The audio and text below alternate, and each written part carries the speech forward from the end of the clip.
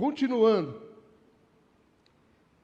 A espiritualidade em Jesus, versículos 5 a 8, é um processo de arrependimento e fé. Jesus vai, na conversa com Nicodemos, dando passos para ele.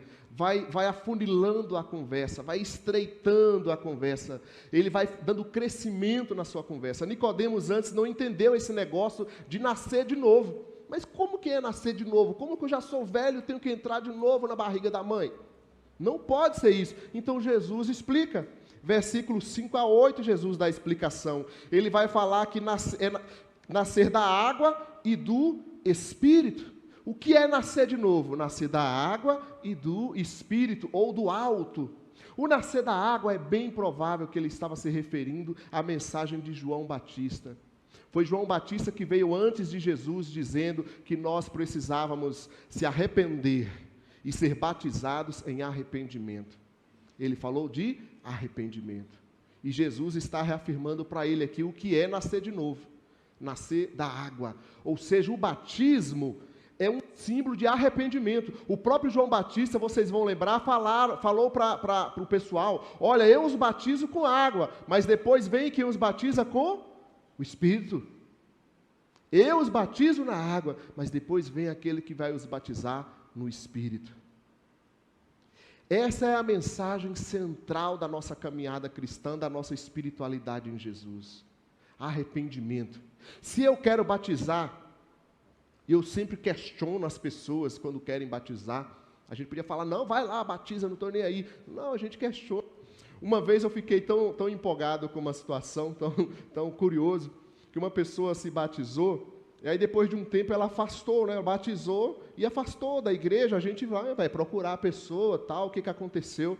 Ele diz, não, eu tinha como é que falou? Eu sinto que eu tinha uma dívida com o cristianismo, eu precisava me batizar, mas agora eu já paguei essa dívida e está pronta. Falei, que legal, né? Pagou a dívida. Você vê que é o entendimento das pessoas, o que se passa na cabecinha de cada pessoa, né? Então, quem sabe a gente acha que o batizar é o que salva. A gente vê a ânsia dos pais, né, em querer ver logo o filho se batizando, que parece que dá uma garantia. Ele batizou, pronto, está salvo. Mas não é isso. É importante o batismo? É. Mas o batismo deve ser, assim como foi a mensagem de João Batista, deve ser um sinal exterior do meu arrependimento. Quando eu vou às águas, eu estou dizendo que eu morro para a velha vida e ressuscito para a nova vida. Nascer da água e do Espírito, do alto, receber a mensagem de Cristo. João começou falando de arrependimento, depois quando Jesus apareceu, ele disse, está aí o Cordeiro de Deus. Quem crê em Jesus, recebe o Espírito Santo, recebe vida eterna. Certa vez estava conversando com uma pessoa, tinha outra pessoa junto, e o questionamento era esse, ser salvo ou não ser salvo, e a pessoa era de outra religião, não era da religião evangélica, protestante, cristã, assim se quer dizer, e aí a pessoa falava que a outra pessoa dizia que ela não era salva. O que ela fazia para ser salva? Eu falava, você precisa crer em Jesus. A Bíblia diz, né, tem vários textos, Romanos 10:17, aquele que eu vi a mensagem, João 3:16, João 14:6, inúmeros textos vai mostrar que eu preciso crer em Jesus para ser salvo, que Jesus é o caminho, a verdade e a vida, correto? E a pessoa dizia, não, eu creio em Jesus, Ele é meu Senhor, meu Salvador. Então eu falei, então você é salva. Mas a pessoa falava, não, ela fala que eu não sou salva. Mas aí entrou logo as questões, né?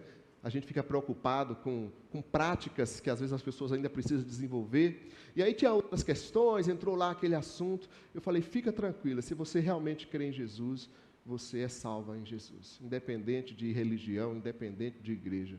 Passou um tempo, aquela pessoa aparece aqui. Diz, pastor, é só Jesus. Joguei tudo fora, as outras coisas que as pessoas estavam pegando no pé, Jesus trabalhou. Agora é só Jesus. Entenda isso. Às vezes a gente está querendo mudar o comportamento total das pessoas. Sendo que você, que às vezes estamos 300 anos andando na vida cristã, ainda tem muitas coisas que não consegue mudar, não mudou, e está querendo mudar o outro que está acabando de chegar. A gente está confundindo a salvação com o aperfeiçoamento espiritual. Amém, gente? Estão comigo?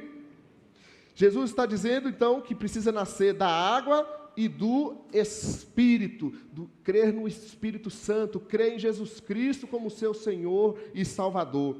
E aí ele vai aperfeiçoando, versículo 6 ele fala, quem nasce da carne é carne e do Espírito é Espírito. Isso aqui ele está reforçando a realidade do nascimento espiritual. Quem nasce da carne é carne, ou seja, fisicamente. Quem nasce fisicamente não nasceu? Você, Ana, nasceu da Fabiana, ela é real, eu estou vendo ela aqui.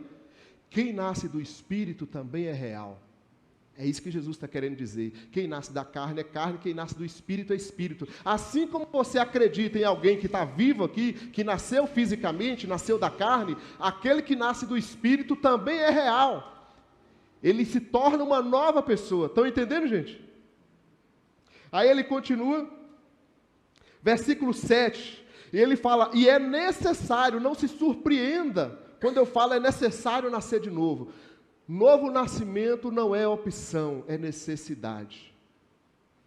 Eu estou na igreja, joia, eu estou na religião, joia, mas eu te pergunto nessa noite, você renasceu espiritualmente?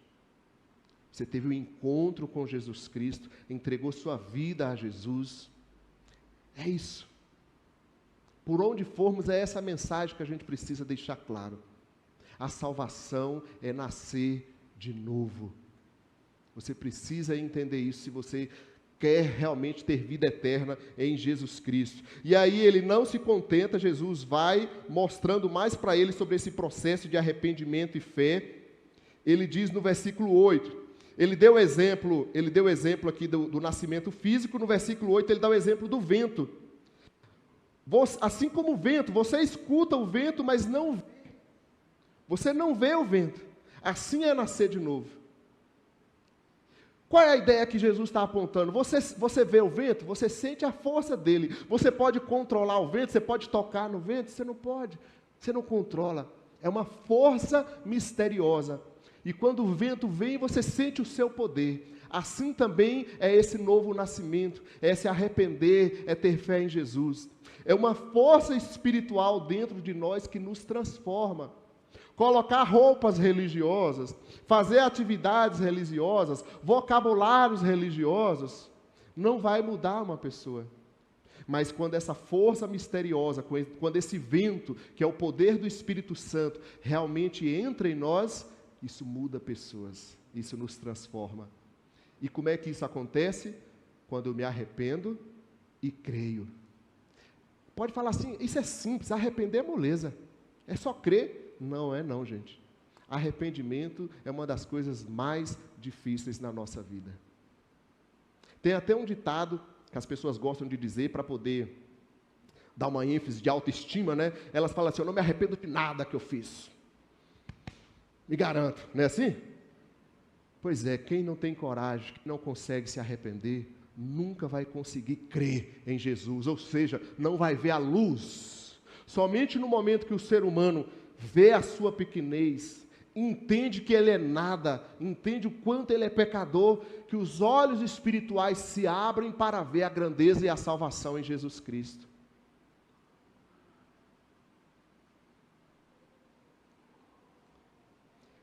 Ainda mais um exemplo. No mesmo Evangelho de João, lá atrás, no capítulo 1, ele disse que não vem da vontade humana, esse novo nascimento, essa ação do Espírito Santo. Pega isso aqui para nós. Eu sei que você está doido que aquela pessoa se entregue a Jesus. Seu filho, você fica louco, você quer e você faz de tudo. Mas não vem da vontade humana, é o poder do Espírito Santo. Se a pessoa vai na igreja buscando uma bênção, amém, ela está buscando uma bênção de Deus, quem sabe até ela ganhou a bênção, uns até ficam, outros não ficam. Mas a questão é, ela arrependeu, ela experimentou arrependimento e fé, ela tem vida em Jesus?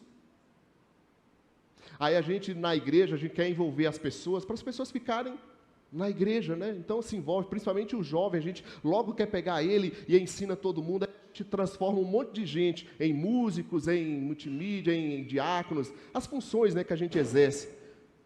Tudo bem. Você já viu quantos músicos que tocam secularmente dizem, e nem falam de Jesus, e não que é errado tocar secularmente, mas eu digo que eles vivem aí na sociedade, são grandes músicos, aprendeu aonde? Dentro da igreja. A igreja ficou ensinando música. Mas a igreja não é lugar de ensinar música, a igreja é lugar de gerar discípulos de Jesus. Certa vez eu estava mexendo no som da igreja, né, aperfeiçoando o som, e aí tinha um pessoal aqui comigo, o rapaz que veio ajudar. Ele fala: poxa, pastor, que legal o senhor está investindo aí no som, né, tudo isso, porque quando a igreja investe no som, é bom que ela chama muito músico. Aí eu não aguentei, né, às vezes eu sou meio bocudo igual o Reginaldo, aí saiu assim, né. O problema é que a gente não quer chamar música, a gente quer chamar crente. Aí, não, pastor, não, fica tranquilo. Não é vontade humana. Você quer que o seu filho tenha um conhecimento de Jesus Cristo? Não é envolvendo ele na música, qualquer atividade da igreja. É levando ele a ter experiência com Jesus. Na hora que você está no culto, em vez de deixar ele no celular, em vez de, né, passar o tempo, leve ele a buscar Jesus. Posso contar o exemplo da Fabi aqui? A Fabi, eu ouvi na célula essa semana, né, essa eu vou guardar. Que vinha a Ana Clara para a igreja, aí está na hora do louvor, né? A Ana pequenininha cantando, e a Ana às vezes dava uma distraída, aí a Fabi: você está louvando também? Tô, mãe. Então tá bom, canta aqui no meu ouvidinho para me ouvir. Quero ver se você está cantando mesmo. E está certo. Se você quer garantir que o seu filho tenha experiência com Jesus, ou a pessoa que você... Não é uma atividade. Eu sei que muitas pessoas podem também ser alcançadas através de um serviço, de uma atividade, mas o que eu estou mostrando é essa importância do arrepender e crer. É um processo, gente. E às vezes você acha que vai assim acontecer na hora. Bum! Eu acho engraçado, porque quando as pessoas vão buscar um tratamento, ela vai no médico, aí ela precisa fazer um tratamento, um período. Ela vai no psicólogo, ela faz um tempo de terapia. Ela vai no advogado, ela entra com um processo, ela tem que esperar o processo. Aí elas vêm para a gente, o líder espiritual, o irmão, aí ela quer que você chegue na hora, pronto, e resolve tudo agora. Repreende o demônio e acabou. Eu quero sair daqui pronto. Nem sempre as coisas acontecem dessa forma. Nem sempre Deus permite acontecer dessa forma. Por quê? Não é porque Ele não tem poder para fazer, é porque você precisa entrar nesse processo. Amém, gente? E nós, como estamos nesse processo de arrependimento e fé? A espiritualidade em Jesus é assim.